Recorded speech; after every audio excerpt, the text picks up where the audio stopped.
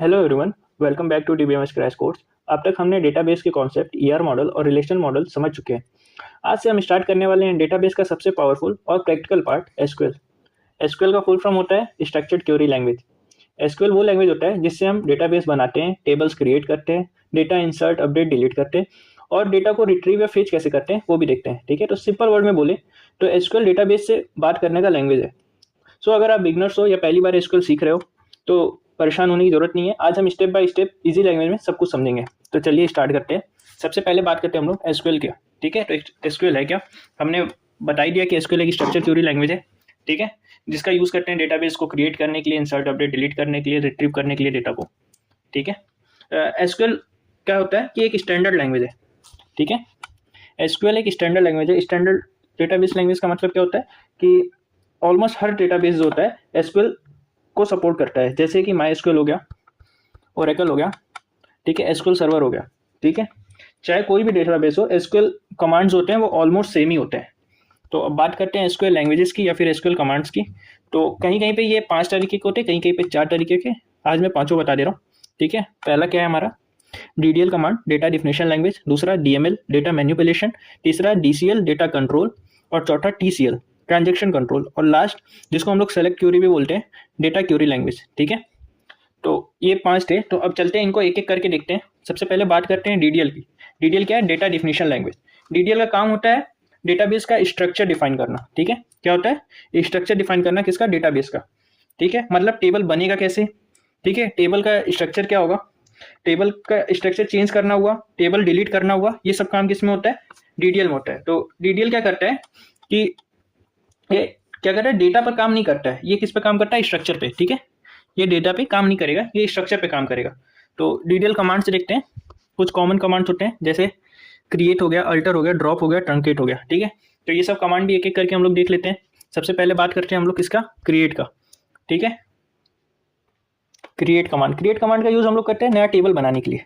ठीक है, किस लिए करते हैं हम लोग, कि नया टेबल हम लोग क्रिएट कर सकें। एग्जाम्पल लिखते हैं। एग्जाम्पल क्या है, हमने कैसे लिखा, क्रिएट किया क्या, टेबल, टेबल का नाम, फिर कौन कौन से इसमें कॉलम्स होंगे, जैसे रोल नंबर हो गया, roll name, sorry, okay, name हो गया, एज हो गया। ठीक है, उसके साथ हम लोग क्या डिफाइन करते हैं, उसके डेटा टाइप्स को। डेटा टाइप्स क्या हो गया, इंट हो गया, वेर कैर हो गया और फिर इंट हो गया।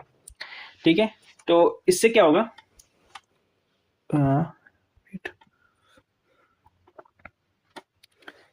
इससे क्या होगा कि हमारा हमारा ये जो हमने लिखा है कमांड, इससे क्या होगा, हमारा जो टेबल होगा स्टूडेंट नाम से क्रिएट हो जाएगा। ठीक है, इसमें क्या होगा, रोल नंबर के पास इंटीजर वैल्यू स्टोर होगी। ठीक है, 3 कॉलम्स क्रिएट होंगे टेबल स्टूडेंट में। पहला रोल होगा जिसके पास इंटीजर वैल्यू स्टोर होगी, दूसरा नेम होगा जिसमें टेक्स्ट वैल्यू स्टोर होगी जो कि 50 कैरेक्टर्स की होंगी। ठीक है, और फिर एज जिसमें इंटीजर होगा। ठीक है, यानी हम टेबल का स्ट्रक्चर डिफाइन कर दिया है। अब बात करते हैं आगे अल्टर। ठीक है, अगले कमांड की, अगला क्या है, अल्टर। अल्टर कमांड क्या करता है, अल्टर कमांड हम लोग यूज करते हैं एग्जिस्टिंग टेबल को मॉडिफाई करने के लिए। ठीक है, कि मतलब स्ट्रक्चर चेंज करने के लिए किसी टेबल का। तो इससे क्या होगा कि अगर मान लो मुझे नया कॉलम ऐड करना हो, ठीक है, तो हम लोग क्या लिखेंगे, अल्टर टेबल, फिर टेबल नेम लिखते हैं, ऐड लिखते हैं, कौन सा कॉलम ऐड करना है उसका नाम, फोन और उसके डेटा टाइप। ठीक है, तो इससे क्या हो जाएगा कि हमारा जो एग्जिस्टिंग डेटा टाइप है, मतलब टेबल है स्टूडेंट नाम का, उसमें एक नया कॉलम ऐड हो जाएगा फोन नेम से। ठीक है, तो ये था हमारा कॉलम ऐड करना है। अब मान लो कि हमें कि मेरे पास कोई डेटा पहले से है, कॉलम पहले से है, उसको हमें रिमूव करना है। तो फिर क्या करेंगे, हम लोग यूज़ करते हैं मॉडिफाई का। ठीक है, क्या करते हैं, अल्टर टेबल, टेबल नेम लिखते हैं, मॉडिफाई लगाते हैं, फिर कौन सा, जैसे मान लो हमारे टेबल में एज था, तो एज का हमने डेटा टाइप चेंज कर दिया। क्या कर दिया, क्या इंट था, इंट से हमने वैट शेयर कर दिया। ठीक है, तो अब ये क्या करेगा, टेक्स्ट डेटा स्टोर करेगा। ठीक है, जिसकी मैक्सिमम कैरेक्टर कितनी स्टोर कर सकते हैं, 10। तो इससे हमारा क्या होगा, डेटा टाइप चेंज हो जाएगा अगर हमारे पास कोई पहले से कॉलम है तो। ठीक है, तो अब बात करते हैं अगले की। अगला क्या है हमारा, अगला है ड्रॉप कमांड।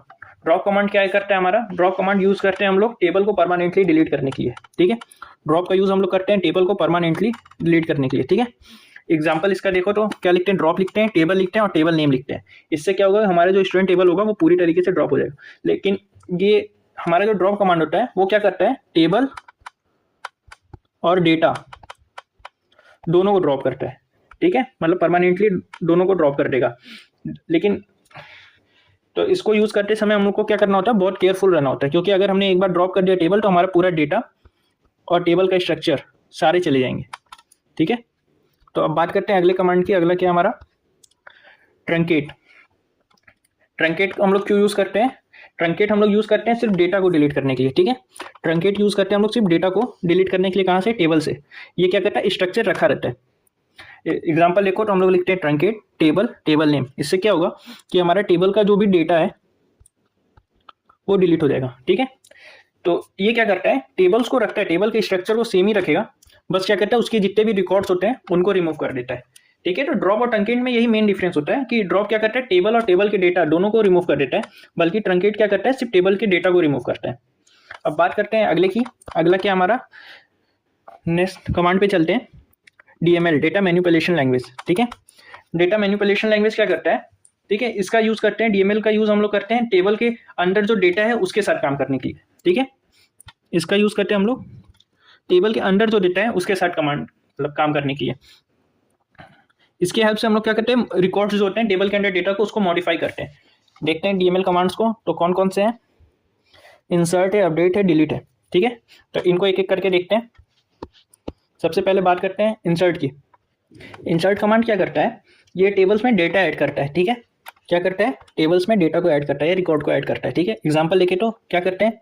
इंसर्ट किया इनटू, किसमें? टेबल का नाम लिखा, उसके कॉलम्स लिखे, रोल नंबर, नेम, एज, और फिर उसमें वैल्यू यानी क्या स्टोर होगा। जैसे रोल नंबर 1 है, नेम राहुल है, 20 एज है। ठीक है, तो ये क्या करेगा? एक नया रिकॉर्ड बना देगा, एक नया रो बना देगा, किसमें? स्टूडेंट टेबल में। ठीक है, तो इससे क्या होगा कि स्टूडेंट टेबल में एक नया जो रिकॉर्ड है वो इंसर्ट हो जाएगा या बन जाएगा। तो अब चलते हैं अगले कमांड पे। अगला क्या हमारा? अपडेट। अपडेट का काम होता है एग्जिस्टिंग डेटा जो होते हैं उसमें चेंज करना। ठीक है, यानी कि हमारे पास जो डेटा पहले से है उसमें मॉडिफाई करना या चेंजेस करना। एग्जांपल देखते हैं, हमने क्या लिखा? अपडेट लिखा, टेबल नेम लिखा, क्या करना है? सेट करना है किसको? एज, एज को 21, कहाँ पे? जहाँ पे रोल नंबर है 1, यानी कि रोल जिधर पे 1 होगा उसमें एज की वैल्यू जो भी थी उसको अपडेट करके क्या कर रहा हूँ?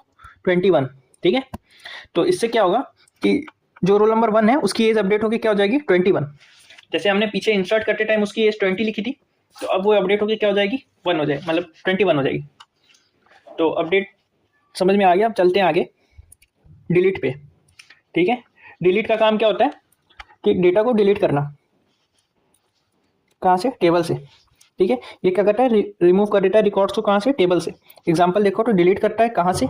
Delete from table name, where, कहाँ पे? जहाँ पे रोल नंबर है। ठीक है, ये याद रखना कि हम लोग जब भी डिलीट यूज़ करते हैं तो हमें वेयर क्लॉज यूज़ करना बहुत जरूरी हो जाता है, वरना ये क्या करेगा? जितने भी रिकॉर्ड्स हैं हमारे टेबल में वो सबको डिलीट कर देगा। ठीक है, तो याद रखना जब भी डिलीट करो तो वेयर मतलब वेयर लगा दो, जिससे वो जो रो हमें डिलीट करना है, रिकॉर्ड डिलीट करना है, वो स्पेसिफाई हो जाए या पॉइंट करे उसको, वरना क्या होगा? सारे रिकॉर्ड्स डिलीट हो जाएंगे। तो अब चलते हैं अगले पे। अगला क्या हमारा? DCL, data control language. ठीक है, डेटा कंट्रोल लैंग्वेज क्या करता है? DCL का यूज होता है कहाँ पे? डेटाबेस को परमिशन देने के लिए। ठीक है, परमिशन या कंट्रोल करने के लिए, मतलब कि कौन कौन सा यूजर क्या एक्सेस कर सकता है या कौन सा डेटा देख सकता है या कौन है जो डेटा चेंज कर सकता है, ये सब परमिशन देने के लिए हम लोग किसका यूज करते हैं? DCL का, डेटा कंट्रोल लैंग्वेज का। इसके कमांड्स कौन कौन से हैं? इसके कमांड्स है ग्रांट और रिवोक।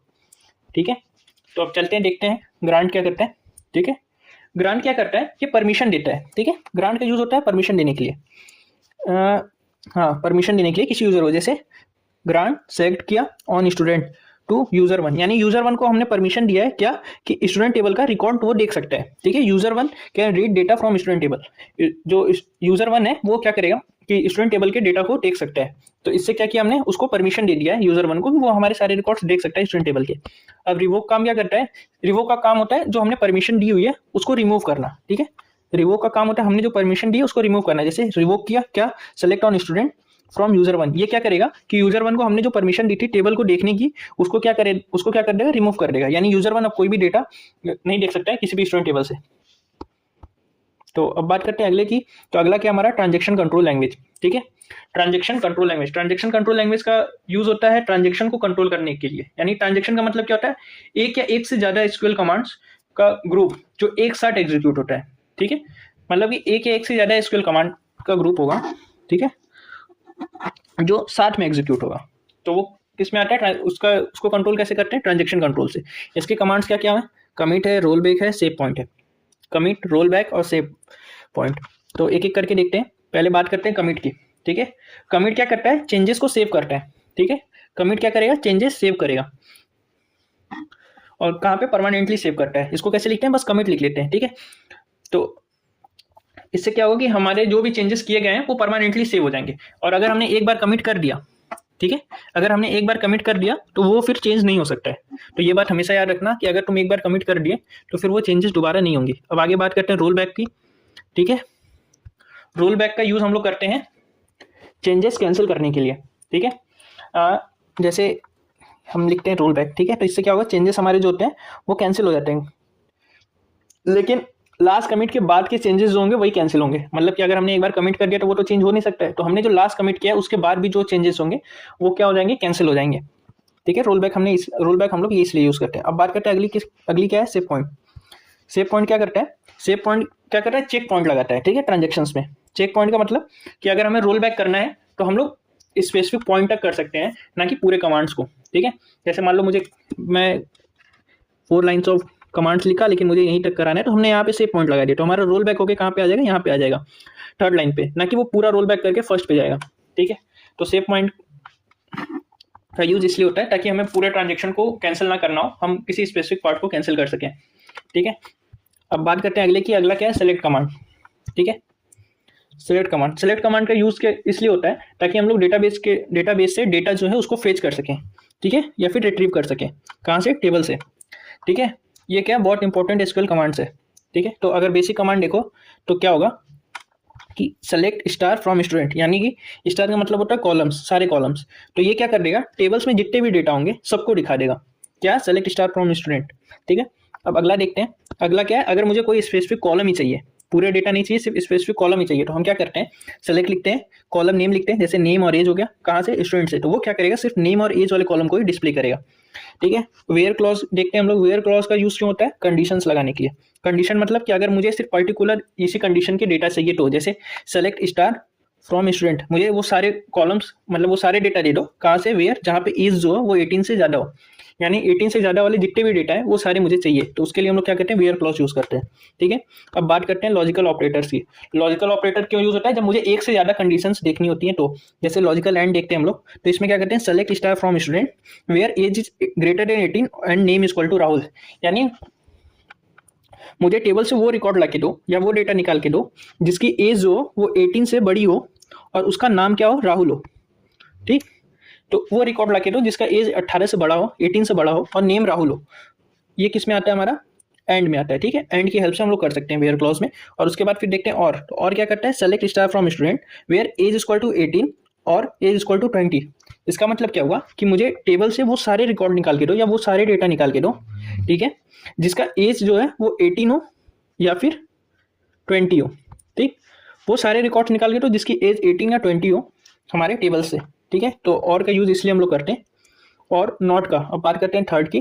थर्ड क्या है हमारा, नॉट, ठीक है। नॉट क्या करता है, not select star from student where not age equal to 18, यानी मुझे वो रिकॉर्ड निकाल के दो जो 18 ना हो, मतलब जिसकी एज 18 ना हो, मुझे वो सारे स्टूडेंट निकाल के दो जिसकी एज 18 ना हो, यानी 18 जिसकी एज 18 है वो रिकॉर्ड छोड़ के बाकी जितने भी रिकॉर्ड है वो सारे मुझे निकाल के दो, ठीक है।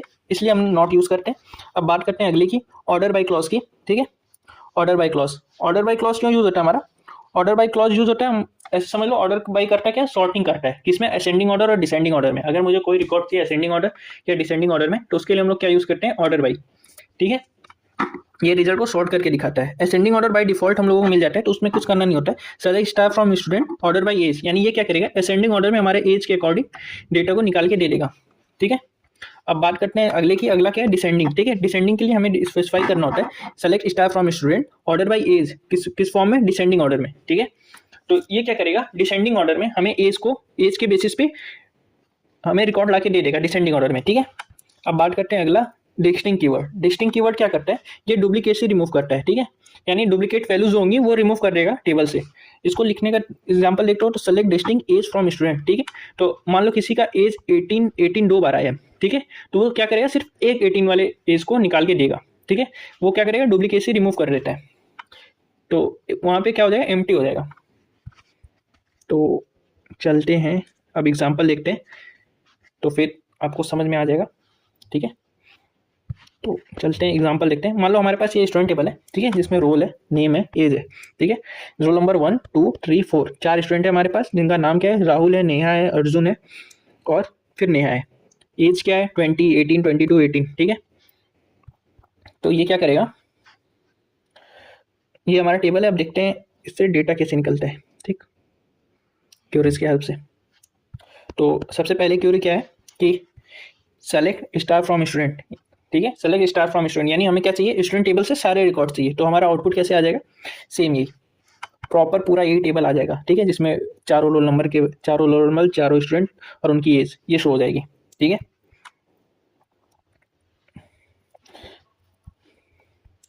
तो ये पहले क्यूरी इसका हो जाएगा। अब दूसरा देखते हैं, ठीक। दूसरा क्या है, select distinct name from student, ठीक है। अब ये क्या करेगा कि नेम शो करेगा, ठीक है। कौन से नेम शो करेगा, सिर्फ ये 3, राहुल, नेहा, अर्जुन। एक नेहा को रिमूव कर देगा, क्यों, क्योंकि ये 2 बार आया है। तो डिस्टिंग क्या करता है, डुप्लीकेशन रिमूव करता है। तो अब यहाँ पे सिर्फ यही 3 शो होंगे, कौन से, राहुल, नेहा, अर्जुन। लास्ट वाला नेहा शो नहीं होगा, ठीक है। डिस्टिंग क्या करता है, डुप्लीकेशन रिमूव करता है। अब बात करते हैं अगले की। अगला क्या है, select star from student where age is greater than equal to 20, यानी मुझे वो स्टूडेंट ला के दो जिनकी एज जो 20 हो या 20 से बड़ी हो। तो ये क्या करेगा, किसको किसको निकाल के देगा, देखो 20 एज किसकी है, राहुल की है, और 20 से बड़ी या 20 किसकी है, और अर्जुन की है। तो ये क्या करेगा, मुझे सिर्फ राहुल वाली और अर्जुन वाली ये दोनों रोज निकाल के दे देगा, ठीक है। तो आउटपुट में क्या आएगा, एक राहुल वाला आएगा 01 राहुल 20 नेम, मतलब रोल नंबर, नेम और एज पे, और एक क्या आएगा 03 अर्जुन 22, ठीक है। अब बात करते हैं अगले की। अगला क्या है हमारा, सेलेक्ट स्टार फ्रॉम स्टूडेंट, ठीक है, ऑर्डर बाई नेम, किसमें, डिसेंडिंग ऑर्डर में, ठीक है। नेम के अकॉर्डिंग क्या कर दो, डिसेंडिंग ऑर्डर में स्टूडेंट को शो कर दो। तो ये क्या करेगा, कैरेक्टर चेक करेगा, ठीक। इसमें तो सबसे पहले क्या आएगा, पहले आएगा ए, ठीक है। तो सबसे पहले क्या आएगा, अर्जुन आएगा, उसके बाद एन आता है, ठीक है। तो फिर ये आएगा, फिर ये आएगा, फिर लास्ट में क्या शो कर देगा, राहुल को, ठीक है। इसमें क्या करता है, पहला कैरेक्टर चेक करेगा, उसके बेसिस पे वो करता है, क्या बोलते हैं, शॉर्टिंग करता है। और मान लो पहला अगर सेम आता है तो फिर सेकंड चेक करता है, फिर थर्ड चेक करता है, ऐसे करके। जैसे हम यहाँ पे क्या हो गया, यहाँ पे नेहा जो है, ये सारे कैरेक्टर सेम हो जा रहे हैं, इसमें भी तीनों चारों, इसमें भी चारों, ठीक है। तो यहाँ पे क्या करेगा, ऑर्डर चेक करता है, सबसे पहले कौन सा है, रोल नंबर वाला, तो इसको पहले रखेगा, फिर जो बाद में आया उसको रखेगा, ठीक है। तो आई होप आपको ये एग्जाम्पल सारे समझ में आए होंगे और एसक्यूएल बेसिक्स आपके क्लियर हो गए होंगे। तो मिलते हैं आपको अगली वीडियो में, तब तक के लिए बाय बाय। तब तक ये टॉपिक रिवाइज कर लो, जिससे आपका फाउंडेशन जो है वो स्ट्रांग हो जाएगा। तो तब तक के लिए बाय बाय, थैंक यू। और हाँ, चैनल को लाइक शेयर सब्सक्राइब जरूर कर देना। Bye bye.